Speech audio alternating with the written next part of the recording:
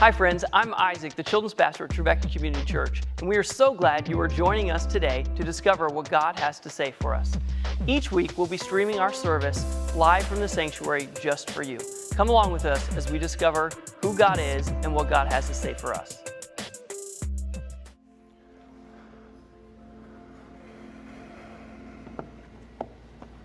Good morning, church. It's good to be with you this morning, to be in God's presence and to be in y'all's presence as well. Thank you for the warm greeting and for trusting me for it's now 17 years and 2 days that I have been a pastor at this church in some form, some fashion. Thank you. If you know me, I don't look for applause and don't seek a lot of attention often on myself. I will do that when I need to, as just the way that sometimes pastors have a presence or have to be in a certain way and be for people as God has called and as maybe society or people expect for a pastor to be. As Shauna mentioned earlier, I was on sabbatical for a good portion of the summer. For 52 days, I participated in sabbatical practices, stepping away from here and going and doing lots of different things, which I will share with you. This morning. It has been probably one of the most impactful moments of my life. I've had sabbatical before. Sabbatical before was like retooling for youth ministry back in the days when we were between pastors, between Pastor Dwight Gunner, who pastored us for many years before Pastor Shauna, and Pastor Shauna coming to us. We had no idea that she was going to be our pastor. And I took a sabbatical during that summer, came back, and it was what I needed to get through that season for sure. Before just a few months later, Pastor Shauna came to join our staff, and she's been a fantastic leader. Am I right? So much in the way that she leads us and points us to Christ, and it's been fantastic. I brought my backpack up with me to symbolize in some ways the need for a new backpack or a new backpack for the journey. Because I feel like if I'm going to wrap it up around any particular thing, it is wrapped up in what am I carrying into new seasons. And let me pause for a second and say this, because I think there were some people who saw the email this week and were expecting that I was going to come here and say like, it's a new journey. See you guys, it's been good, 17 years, peace. That's not the case. Not that I know of. That is not the case. So rest assured, breathe a little bit. So what I am trying to come to you with today is something that I am not often capable of doing in a setting where there are many people and all eyes are on, but is to be present. I think sometimes I come with messages that I am very prepared for, that I go from beginning to end, and this is the journey that I'm going to take you through to the very end, and here we go. There it is. And I can leave from the platform, I can leave from the pulpit, I can do all those things, and it's whatever it is, it's out there and it's done. The difference today is just the practice of trying to remove what I'm thinking about afterwards and what I think about in the past, and to be very present in front of you. So there's going to be some moments that I will do this because it is emotional. It's an emotional place to be. And I'm trying to come with as much honesty and as much intentionality and trust in this space, knowing that this is also online, and that is like, oh, okay, yeah, if it can be taken down after today, that'd be great. So I don't panic and all the things. I'm not going to say anything weird or anything like that. It's just being able to be a pastor in presence to you. And that is sometimes a hard thing for any of us to come to those spaces, to the people around us, to the people that love us most, to the people that we're in a relationship with. So if there's anything that I've been practicing over the course of this sabbatical, and even over the last 3 weeks as I've been home, it has tried to be as present as possible in the moments that you have, so you're not being taken in different directions, and you can't be what people need for you in the moment or what Christ needs for you in that moment.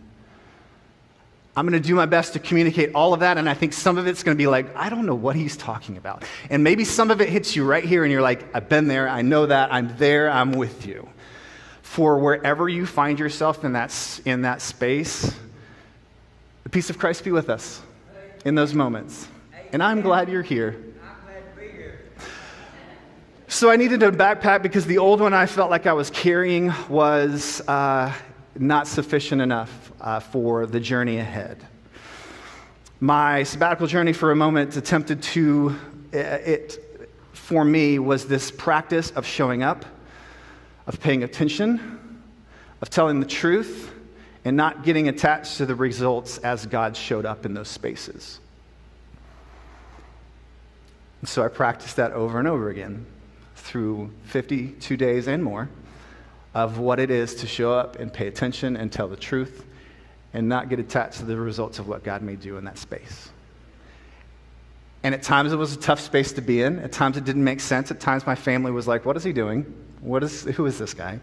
Why is he withdrawing sometimes and he's present sometimes and I don't know where he is and I don't know how to be for him in these moments.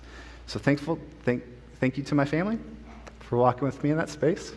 You're beautiful and I love you. Okay, and if you know me, you've seen me over the last few years. I've carried around a yellow North Face backpack. I have a picture of it. Jim, you're going to do great today, by the way. I know there's a lot of pictures, and you're going to have to just stick with me for a minute. I love it. Everybody give it up for Jim. So I went to Europe for 25 days with my family. And I was carrying around this backpack for a good portion of it, and it's one that I've had for many years. I've had two versions of this backpack because I liked it so much, and I just liked the color, and not because it makes me stand out or anything. I just liked it. I don't know what it is.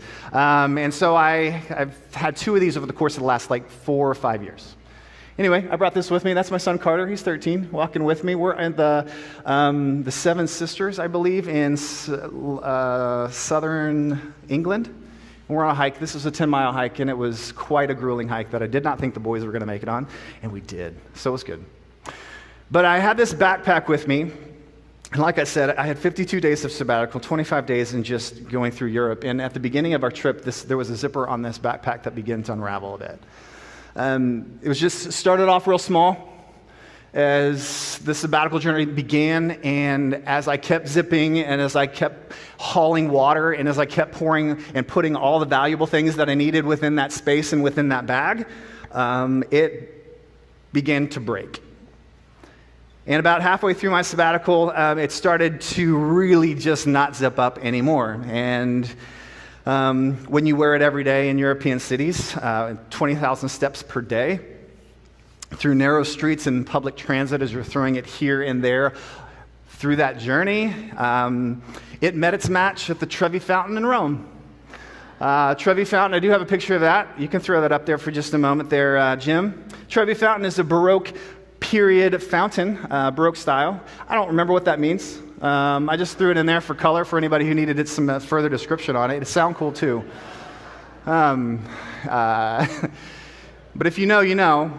But it shares Roman culture and Roman history and that kind of thing. And what you do at this fountain is you throw a coin over your back, and it's hopefully good luck. And it is a return to Rome someday. At least that's what they say. But for this, there was no return from my backpack.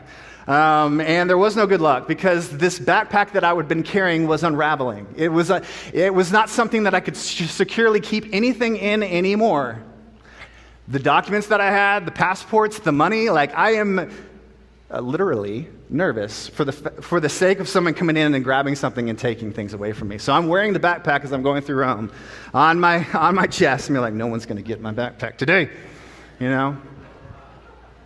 And I tied it up with a cord. I had to tie it together with the things that were in my bag. And it was quite a mess of a backpack. I wasn't sure what I was going to do, but I knew I needed a new one. I looked to buy another one later that day, but they were really expensive in euros. So I was like, this is not happening today. I had some friends that we joined for a moment of our time there, and they had an extra backpack. I was like, hey, we're leaving tomorrow or whatever, have ours. And I tried that on, and I tried to wear it, and I tried to put the things in it that I thought were the things that I needed for the journey, and it just didn't feel right. It didn't fit right, and I had to find something. Eventually, we stopped in a store, and I found this one. It wasn't pretty. It's not fantastic. It's not the most amazing bag in any way. There's no label on it. There's no nothing, but it had zippers that worked and were big and looked like they could take Europe by storm. It had things that clipped that could secure the things that I was taking forward. It has extra zippers and pouches where I can put the things that are a little more valuable that I'm worried about people taking and whatnot, if that was the case. And I found this one. I don't even remember the store nor the brand of this bag. But for me, it was this new bag that I was carrying because I know I was stepping into something and I was practicing something that needed a different way to carry things forward. Because one thing that I understood, and I've understood over the years, is people who are much wiser than me said, what got you here won't get you there. And I've heard that over and over from different people within my life, and I haven't always understood it during the time because I would just suit up and do the things, and I knew that in the words. I heard that in the words, and I would take that in, but I didn't always understand it. I was understanding that in these moments of sabbatical. And we often go through seasons of life with a backpack and we're getting ready with that bag for the journey. Some of you literally did this last week and the week before. Students, you with me, right? Do I have all my school supplies? Am I getting ready? And I'm doing the thing. And I'm getting ready for school. Some of you college students are doing that this week. Welcome back, college students. It's so good to see you. I'm so glad to have you back. For new people, thank you for coming and joining us today. For parents carrying around a diaper bag, ready for this new season, and you have everything in those bags. Everything. It's amazing how much fits in a diaper bag, really. And for those that are experienced in life, you realize that you can't carry it all. And you carry what you value most, and you take with you what you value more than anything because you know you can't hold on to all of it. So, as you've probably guessed, I'm not fully talking about a backpack completely, although I'll be going back and forth with that metaphor throughout. If you can hang with me, great. If you can't, I'm sorry. I'm trying. But thank you for allowing me to be authentic in that way as we share a few things that I have in my bag today. Because what got me here won't get me there. I have a phone cord somewhere in this bag. Now, the one thing I did not do, I didn't practice how I was pulling all this stuff out, so you'll bear with me. A phone cord for the journey. That was really helpful when you're in a place that you are not familiar with, because this gives you power to a certain device that does. I did not carry my phone for most of it. Thank you to my wife, Lindsay, who held the phone and did most of the work with navigating and that kind of thing along the way. I'm not sure it was much of a sabbatical for her for that time that we were in Europe, because she's constantly, it's in her face, and so I'm gracious. I'm so thankful for her in the way that she came alongside and helped in that way, but we needed power to that thing because we needed to know where we were going because we had a plan and we were going to knock it out, and if you've ever traveled with the Wentworths, you know it moves. And we go from one place to another, and you better buckle up because we're going somewhere. And you better know we're going to walk a lot, and it's going to be okay. We're going to get to our end, and we're going to have a great time.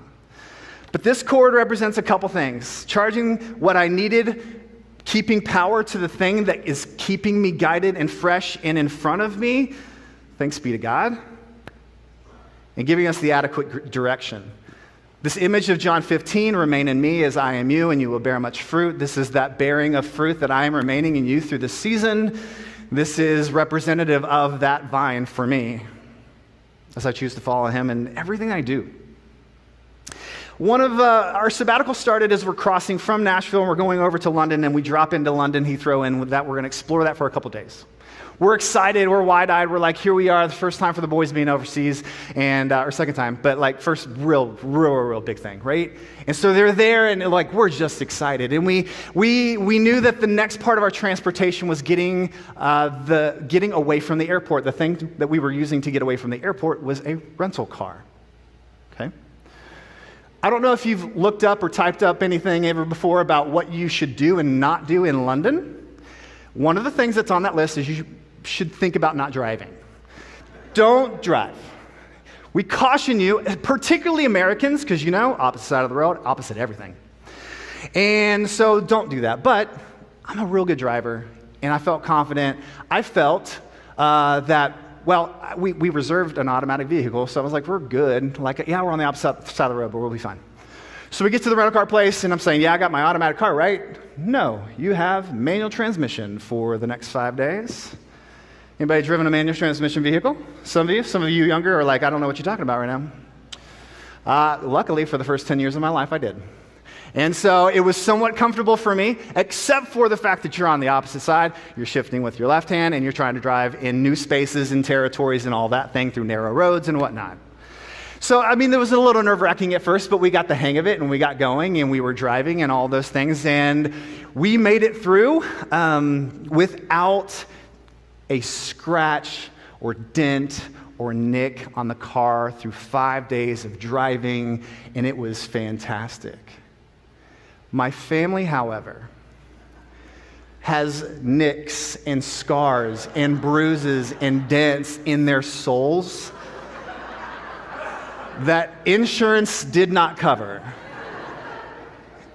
And they were awesome. I think Carter held it until I held the tension until I parked, and he was like, oh my gosh, that was something, Dad, wasn't it?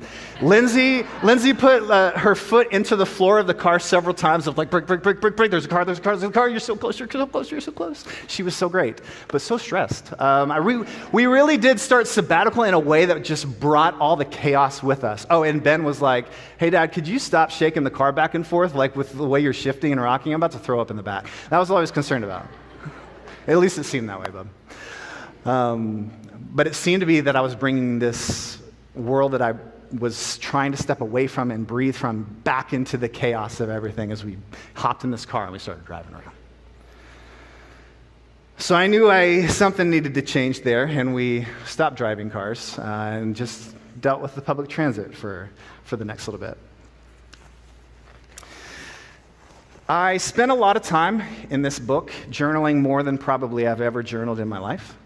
And I journaled in a way that was attempting to name some experiences that I'd been going through, digging back deep into like family dynamics and like what I'm all about and where shifts have made their mark along the way for my life. And I just began writing about that kind of thing, but also about podcasts that I was listening to and books that I was reading. And I was just going through all the things I could and just writing it out, getting it there. I would start a little wondering area where I was just like, I wonder about this. And then if I got back to it, I would go back to it. If not, it was just there. And it's there in case I ever go back to it.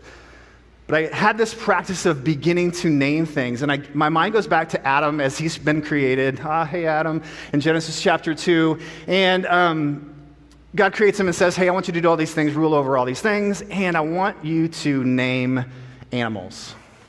Can you imagine that process? Of just looking at things and being like, all right, that's going to be an elephant. That's going to be an aardvark. I don't know about that one. That's going to be a buffalo. And that one's going to be, that's a water buffalo. Like, okay, could we have got more creative with the two of those? But that ability to name things and to name the creation around you. It felt like that was the journey I was on. Of trying to name these animals, these things in my life, these experiences, to put some names and tags to them so I could greater understand, God, what are you doing? How have you shaped me? How am I showing up? How am I being present? And it was essentially helping to get myself to a place of being present in those spaces. At the British Museum in London, there was one of the main attractions is the Rosetta Stone. And you probably have read about it or have heard about it, but basically this massive stone with let's try that again, take two. Hieroglyphics that have, obviously the hieroglyphics with translations. And for years, they weren't able to decipher certain hieroglyphics, and this one was able to do that. And so that's why it's so famous and it's so great. I felt like that was what I was doing. Trying to do some hieroglyphic work with what God had been doing in my spirit and my heart, what experiences I'd had in my life that were bringing me to the point where I am today. And so again, Bible Project had a fantastic series over the summer on redemption, the repossession of Christ in the world, the repossession of what God was doing in the world. It's so good. Please go back and listen to it. It's forever long. It's an hour at a time, and it will take you 10 hours probably. But I wrote out stuff, and I was just diving into that podcast that they had going, and it was so good. Just how God's redemption for the world is so much deeper and richer than I ever understood it. You know, and I understand, and I'm a pastor and all those things, but this was a deeper level for me, and I loved it. I did a random assortment of reading and books and would continue to journal from looking at teams and organizational life. I know that's a little nerdy. What is happening in my world where I'm just not coming to be my best? What is that? And so trying to pick up on those things. I realized just a few things while I was away. Driving in Nashville was getting me. You know, it didn't matter who was in that car. Any one of you could be in the car, and I love all of you. And I would say things to you. I'd say mean things to you, real mean. Things I can't say from here, things that you would never expect me to say. But being on the road and the stop and go traffic, you know what I'm saying? Like it gets you, and it was getting in my head. And when I got back, I was like, no more. We're going to drive to a place, we're going to park, we're going to start walking some places. And man, the experience is so much different. It's incredible. But some of the practices, like just how can I hop on a bus and ride from one place to another? Hello, Murfreesboro 55. I've been on you a couple times since I've been back. Been on the train, the Music City Star. Like trying to just get out of these movements and practices to get to spaces where I am clear in my head and clear for the person that I feel like God wants me to be in those spaces. Also, did you know you can silence the spam calls that come to your phone? Hold up. I know this is like the practical tools for my sermon that I just have to throw in for just a second. There is a way you can silence all the spam calls. I got 20 or 30 every single day for the last 3 years. Asking for, hey, can I buy your house? Can I, offer you this? Hey, I'm a headhunter for this company, whatever. And you know what I'm saying? Like people, we get these all the time. I didn't know there was a simple button on my phone that turned all of that off and just puts them to silence. Let me tell you, game changer. Game changer immediately, just for practical health. So that's my practical message. I think there's some spiritual implications there. I do. I think there are. But if nothing else, and you take nothing away, find it on your phone and push that button. Oh, it's good. And then unproductive doing. That's been another thing that I've had to name for myself. When I get into practices that, am I doing this because I want to avoid this situation right now? Am I doing this because I'm uncomfortable and I need to step back and go do something else? Or am I trying to say, no, the most important thing for me to do right now is to step in this uncomfortable space and be the presence that's needed in this place, in this space. And that's been a practice for me. To not try to just, okay, I feel uncomfortable. Suddenly got to go to the bathroom for the 15th time right now, Those are some of those practices.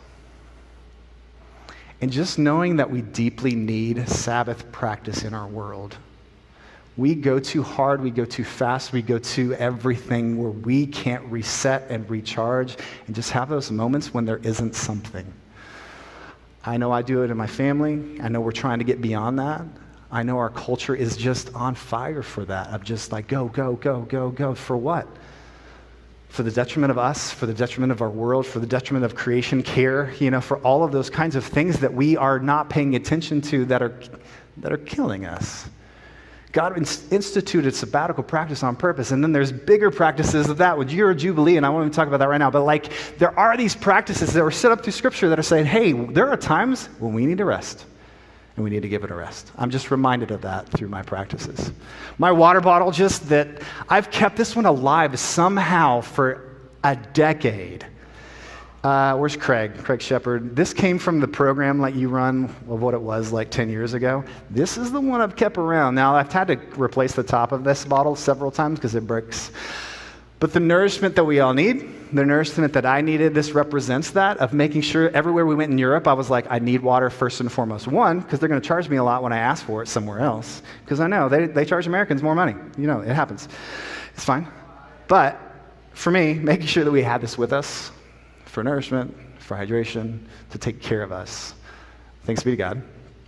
That's just a small one there. I'm gonna keep moving. I celebrated 20 years of marriage over the course of my sabbatical. And so as a representation of that, thank you. My first and second wedding ring are in here. They all belong to Lindsay. Just to be clear, I married her for 20 years. We've been married 20 years, but I have 3 wedding rings. There's a series of rings that I've lost along the way and had to buy new ones and do that kind of thing. And I've found all of them. And so I have them all. And that's fantastic. My advice there, continue to grow together.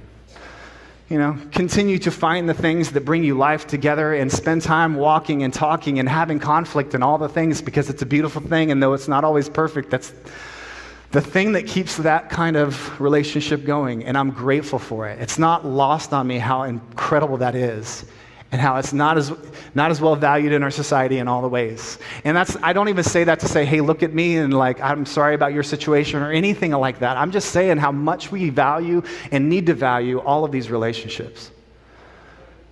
No matter if it's a marriage relationship or the person next to you, your best friend, to take those and spend time with the people around us that bring us up and lift us up and help us do this mission in the world better. A prayer that I prayed often was the Wesley covenant prayer. It says this: I'm no longer my own, but yours. Put me to what you will. Place me with whom you will. Put me to doing. Put me to suffering. Let me be put to work for you or set aside for you, praised for you or criticized for you. Let me be full, let me be empty. Let me have all things, let me have nothing. I freely and fully surrender all things to your glory and service. And now, wonderful and holy God, Creator, Redeemer, Sustainer, you are mine and I am yours. So be it. And the covenant which I have made on this earth this day, let it be also made in heaven. So John Wesley with covenant prayer, we had the opportunity in London to be able to go to his conversion site, sanctification site. I put air quotes on that for the reason of like, it's around here somewhere, right? Like with all things, like this is probably where this happened, right?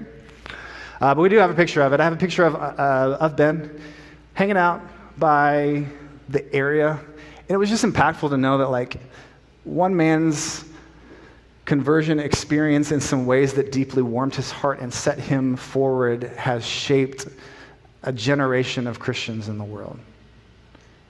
And I think in beautiful ways, and some of the practices that he practiced in those days are important ones for our day today. And it wasn't lost on me the importance of that moment and that experience. Ben's in this picture and not me because I was making silly faces. And there's a soccer player, his name is Cole Palmer, and he does a celebration when he scores a goal that does this for cold Palmer, not Cole Palmer. And so when I was up there, that's a flame actually, and I stood in front of it and I was like, that's cold, right? And so that was kind of the picture, but I didn't feel like I could put that up there. I don't know. It was a really weird looking face. So Ben looks great, and I'm so proud. Look at that kid, 15 years old. But I was just taken in by this moment as I prayed this prayer throughout sabbatical, knowing I was coming to this moment. Another prayer that I'm not going to read for you, but it's the St. Francis prayer. We were supposed to go to Assisi. There was a public transit strike that day, so we didn't go. I prayed St. Francis's prayer often, and that was just one of those practices that I did. Just intentionally trying to center myself in prayer and things like that. I'm almost done, I promise. But communion, I missed it. I missed this table. I miss serving you. I miss calling you by name when you come up and being in that space as we do this work together as the nourishment that goes with us in all the places we go. I went to plenty of churches. They're just cathedrals where they're Catholics and they didn't serve me. And that's fine. They were beautiful services and I was appreciative of being in those spaces. But two of the places I did have communion was at Donaldson Church of the Nazarene with Haley Shattuck's dad, David Hill. And it was so beautiful. We got around the front. Okay, sorry. Let me back up. We walked to church that day because Donaldson Church of the Nazarene is right around the corner from our house. We were in London mode or like European mode where we just want to walk places. So I was like, let's walk to church. It's 95 degrees outside. It's fantastic. So we walked to church and we pulled up. We're sweating and everything like that. Oh my gosh. They were so kind to us, but we were drenched. And the air conditioning at Donaldson Church, good. It felt fantastic. They don't have a $90,000 problem. It felt good. But they gathered around the front of the sanctuary at the end of service, and everybody's looking each other in the eyes. They're partaking in communion together. And then they close with shaking hands and greeting to go out. Talk about a small congregation that just knows what it means to be the people of God in their little corner of the world. And it was beautiful. And we got to experience that. I'm so thankful for David Hill and Haley. Your dad's amazing. The other one was TCC's online service where Shauna preached about kindness. And if you remember, I preached a sermon back in March that was like, don't be kind, be aware. And I was like, yeah. And I remember texting Jordan during that service. One of the few times I text Jordan, I was like, be aware. But we jumped in that day, and you had a fantastic sermon. And we didn't have communion elements at home. We sat at home, and we had biscuits and orange juice. But it was, and a little silly there, but that's what we had and we used. And it was this moment to be able to share with you a meal together knowing that I was on the other side of long cords and Wi-Fi signals and all that kind of thing to be able to connect in, and it was beautiful. My keys. Oh, I pulled them out of my backpack. See that? One experience I had was driving to Oxford, in Oxford University in England. And I have to say I like that. I don't know why, but I did. But we were driving and we get to Oxford, and if you know anything about Oxford, it's a bike town. It's like a walk bike place.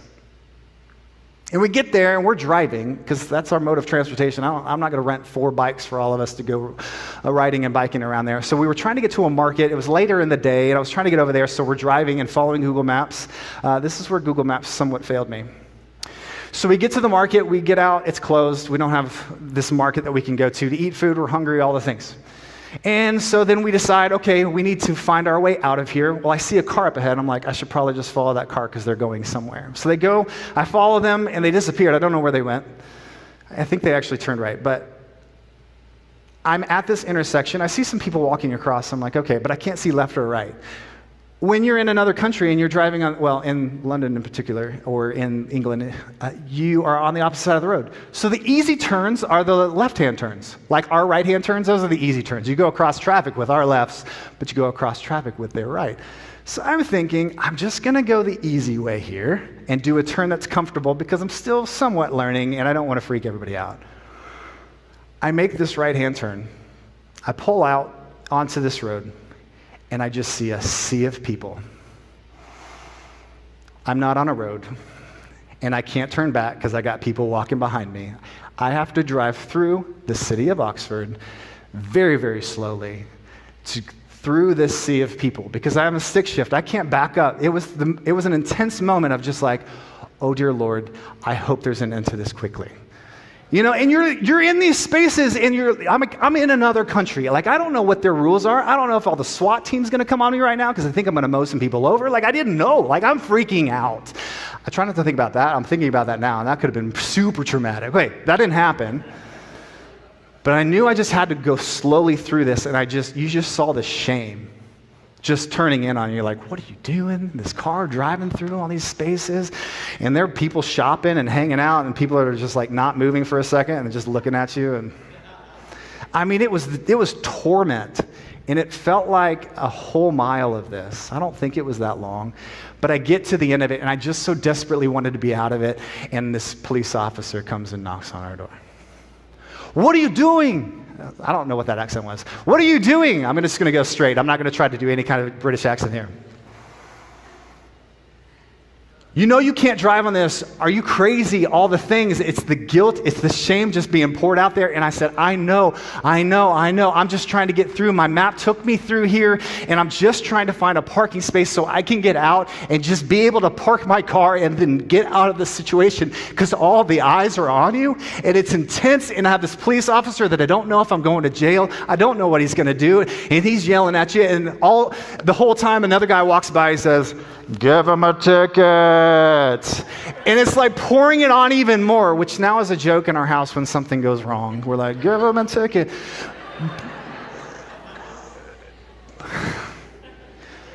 But talk about the need to just have a Savior to get to one place and to be safe, to be able to walk out and do the things that you would plan to do. Just the overwhelming grace of God that He does that in those moments where we feel at our worst and in our most shameful places, and God looks at us and says, the parking lot's just around the corner. Just pull out here and go there and be there. That police officer that day gave us an excruciating amount of grace, to which I was ready to pay the penalty, whatever it meant. Like if I'm writing $500, $1,000, if I'm giving one of my kids, I don't know who I would give, but just to be in a space where you're trying to be as present as possible and you're practicing these kinds of things and you're saying, I'll do whatever I need to do. I need to get out of this. Help me.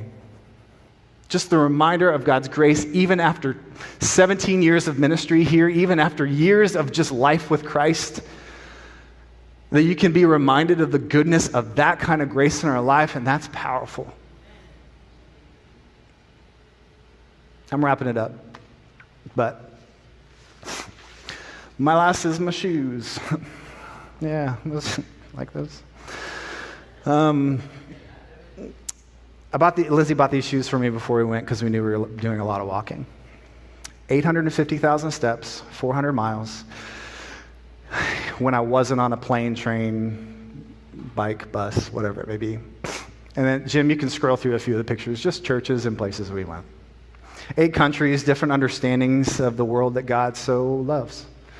Meeting faces and people and different experiences who are walking through this as a family together.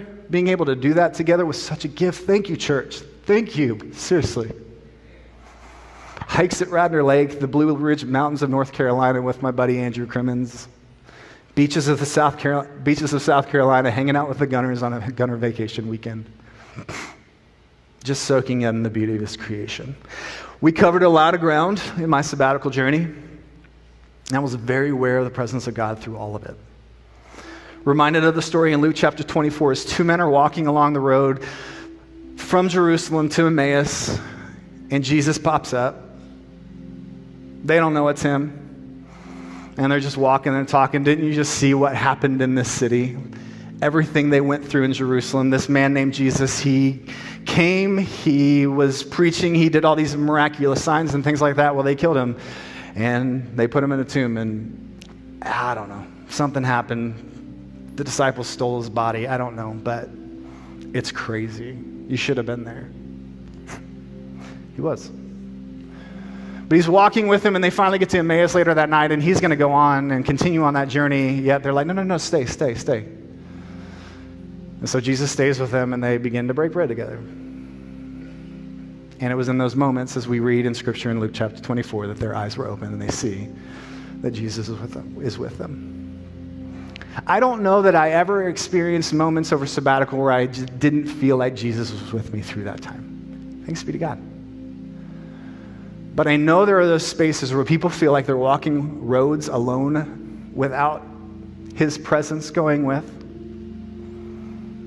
And maybe you're one of those that need to be reminded of that today. And I need to know, even in the spaces that feel like I'm not being His present and I'm this way and that way and pulled in all the different directions, that He still deeply cares and loves me enough to walk with me and break bread for me and say, here's my body and my blood to give you the nourishment that you need to step still into those spaces that you have been called to, that I'm calling you in every single day with your family, with your friends, with your church, wherever it is.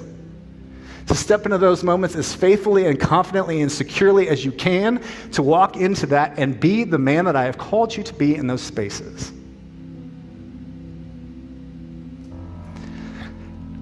I don't know what the next however long holds, but that's the kind of life I want to lead moving into this space, and I have been able to do over the last few weeks coming back from sabbatical. Does it mean some things don't get done? Yeah, it hasn't meant that because I've said no to some things. But I'm trying to feel that out. If you ask me to do something, I don't do it. Forgive me, I'm trying. I'm figuring it out. You always know me as a pastor who's run around here, and if you have a problem, you have a need, I'm there. I'm trying to figure it out and fix this thing, that thing, be here, have this conversation. I do a lot of that. I'm trying to step into spaces where I can just manage some of that because it's pulling me a lot of different directions. And maybe other pastors understand that. I don't want to speak for anybody and everybody. I'm just speaking from my experience today and trying to be as honest in that place as I can. So thank you for enduring this and hearing me in these moments. But I'm convinced that what got me here will get me there, that God is still in the business of working on my heart, still pointing out attitudes and different things that are deep-seated here that need correction, that need fix, that need help moving me into better spaces. And I'm grateful for a church that continues to walk the road with Jesus, to partner well with a community that desperately needs to heal. And it's not just this community, it's all communities. That we are the people that leave these spaces to go out, whether it's a school, whether it's a hospital, whether it's this university. If you're a university student and you're here for the first time, like this space that you're walking into, I hope that you feel that it is hallowed and holy ground.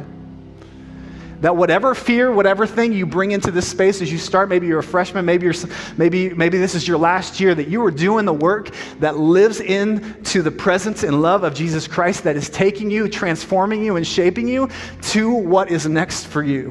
And I hope that very much hits you in the face the minute you walk on this campus, and I hope it already has. This summer was quite the privilege, and it's not lost on me on that. I know that not everybody gets this. But I hope that what I do with the privilege is to hold it responsibly for my church, for my family, for my friends, for those who see me on the street, see me anywhere, see me in the grocery store, to hold that well as God moves me forward in the world. I got a backpack for my journey. It's a new one with Christ in the world. This new season post-sabbatical, again, has me showing up, paying attention, telling the truth, to see what God will do. Thanks be to God. Pastor Sean. In his name, would you receive a blessing this morning? May we show up. May we pay attention. May we tell the truth. And may we be surprised in awe and wonder at what God can do in those spaces of healing that we're a part of.